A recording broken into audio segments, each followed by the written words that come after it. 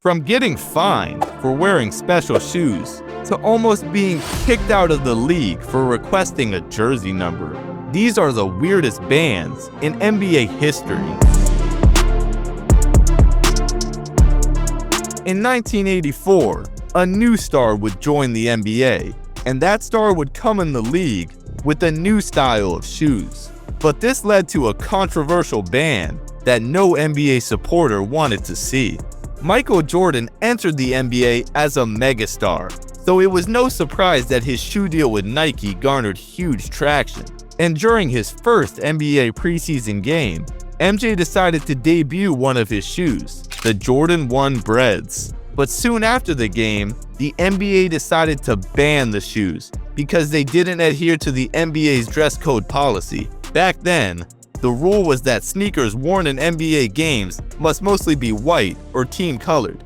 Then NBA Commissioner David Stern told Jordan that if he wore those shoes in a regular season game, he would be fined $5,000. Nike responded to the NBA's shoe ban by offering to pay Jordan's fine if he wore the shoes, and by making this commercial. The NBA threw them out of the game. Fortunately, the NBA can't stop you from wearing them. The NBA really tried to ban everything back in the day, but even recently, they banned some cool things, like ninja headbands. In 2018, players started to showcase a new style of headbands, but soon after, the NBA decided to ban them, ruining all the fun. Big-name players such as Jimmy Butler, Joel Embiid, and De'Aaron Fox decided to wear these headbands, and fans immediately fell in love with them. Everyone started calling them ninja headbands, for obvious reasons. But before the start of the 2019-2020 season, the NBA decided to ban them, citing that these headbands were a safety hazard on the court. Former NBA player Richard Jefferson was upset with the ban. If you played for an entire year and all the superstars were wearing them and nothing happened for a year, and then they banned them saying that we're afraid something might happen. The crazy thing is, that's not the only headband the NBA has banned. Because in 2010, the NBA decided to ban players from wearing their headbands upside down. This rule seemed to be made to target then NBA star Rajon Rondo, who was famous for this look back in the day. It's a shame that they banned this style. Rondo low-key had extra aura with his headband upside down, but Sam Cassell also had aura. His was just a little bit different. You see, Cassell is the first NBA player to do the famous big balls celebration. He went on a podcast with Draymond Green and talked about where he got the celebration from. I watched the movie Major League. Somebody hit a home run, and he jumped up on his fist and caught the ball, and he just came down with the big ball. I like that. I'm still there. While Cassell was the first player to use the celebration, some notable NBA legends like LeBron and Kobe have whipped it out mid-game. But the NBA actually banned the big balls dance in 2010 because they deemed it as obscene and not family-friendly. So every player who has done the celebration since then has received a hefty fine. Yeah, I won't lie, I kinda get why the NBA banned this one, and I really get why the NBA banned these. These are called Propulsion Shoes, and in 2010, the NBA decided to ban players from wearing them in games. The NBA stated that they felt these shoes would give players an unfair advantage on the court. Man, just imagine what Anthony Edwards could do with a pair of these. But I am glad I got to see my glorious king, LeBron James, wear one of these. This is the black face mask, and it was worn by some NBA legends like LeBron, Kobe, and Kyrie. But in 2014, the NBA decided to stop allowing players to wear the black mask. The reasoning behind this decision was that the black mask gave players an unfair advantage by making it difficult for defenders to see the player's eyes. However, the black mask is made out of a more protective material, so the NBA does allow players to use it when it is absolutely necessary. But crazy enough, black masks aren't the only cool thing the NBA has cracked down on, because in 2005, the NBA decided to implement a strict dress code. You see, former Commissioner David Stern wanted to change the NBA's image, so he decided to add a game day dress code. This dress code required all players to dress in business casual attire when walking into the arena. This meant players were banned from wearing hats, jewelry, sunglasses, and headphones. Inactive players were also required to wear a sport coat when sitting on the bench. The dress code was rather strict until David Stern stepped down in 2014. Fortunately, nowadays, players can wear what they want, including insane outfits like these.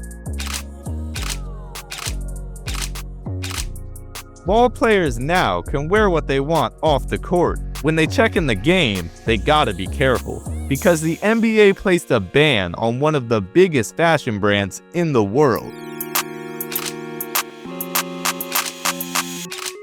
Back in 2017, the brand Supreme was becoming widely popular, and a few NBA players decided to rep Supreme gear on the court. Former Wizards player Kelly Oubre Jr. was the first to make this fashion statement. In a game versus the Brooklyn Nets, he decided to rock a Supreme leg sleeve, but at halftime, the NBA made Oubre remove the sleeve. You see, the NBA has a rule that doesn't allow players to sport logos of other brands, besides on their shoes. But this rule didn't stop J.R. Smith, because soon after the Kelly Oubre Jr. incident, JR decided that he had to showcase his Supreme gear in-game. Smith rocked the black Supreme arm sleeve, but once the NBA saw this, they threatened to fine him if he wore it again. While this fine threat got JR to stop wearing the arm sleeve, he did end up getting the Supreme logo tatted on his right leg. And again, the NBA wasn't happy. They threatened to fine Smith every game that he didn't cover the tattoo. But our guy J.R. Smith likes money, so he had no choice but to comply. Man, J.R. Smith couldn't even get a tattoo without the NBA stepping in. And when it comes to jewelry, the league's rules are just as strict, because in the NBA, jewelry of all kinds are banned.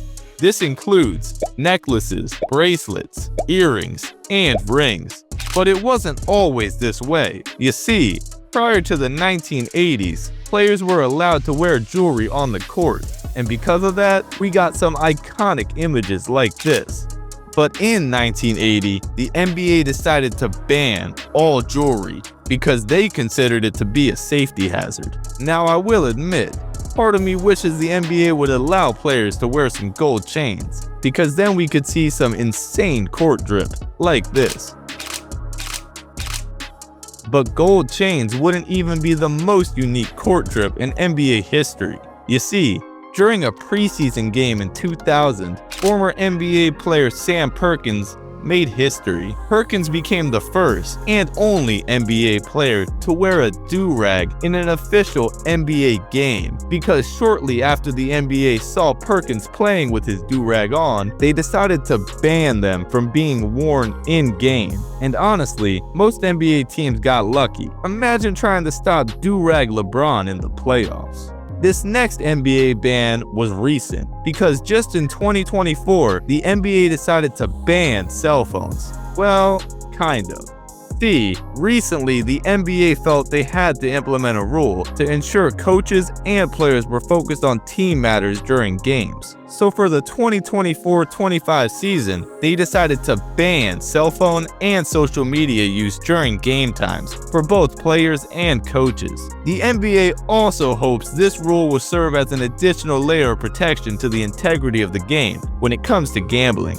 I guess no one wants any other Jonte Porter situations. Okay, banning cell phones kinda does seem fair, but according to the NBA, Dwyane Wade wearing goggles wasn't fair. Because in 2011, Wade was suffering from intense migraines caused by light. This led him to wearing tinted goggles in a game versus the New York Knicks. During the game, Wade went off, scoring 36 points on 14 of 22 shooting. He also added 16 rebounds and 5 assists, and he did it all while looking like an absolute stud. But after the game, the NBA decided to ban Wade's tinted goggles, stating that they made it too difficult for defenders to see his eyes. While this ban seemed crazy, it wasn't the first time the NBA decided to go after D. Wade. Because you see, in 2009, Wade suffered an eye injury, and this led him to start wearing custom band-aids with his name on them. But the NBA quickly decided to ban this look, and because of it, they got the nickname the No Band-Aid Association. Now that's funny. We've made it to our last NBA ban, So if you've liked the video so far, go ahead and subscribe. And not to beg, but you could also leave a like. The NBA has banned some crazy things, but maybe the craziest happened in 1999. In that year, former NBA player Dennis Rodman got signed by the Dallas Mavericks. Soon after he was signed, he was asked to choose a jersey number, and in classic Dennis Rodman fashion, he requested to wear the number 69. Now let's be real, Dennis Rodman has done some crazy things, but this is a new level, even for him. Soon after Rodman requested the number, the Mavs printed out some jerseys to get ready for his arrival in Dallas. However, the NBA decided to veto Rodman's request, forcing him to wear the number 70 instead. Now that's kinda sad. My man Rodman just wanted to wear his favorite number, right? But in all seriousness, I get why the NBA didn't allow this one. Sorry, Rodman. These bans were crazy, but not as crazy as these NBA fan moments. These are times NBA fans became legends, and I know you want to see more about that, so click the video on the screen.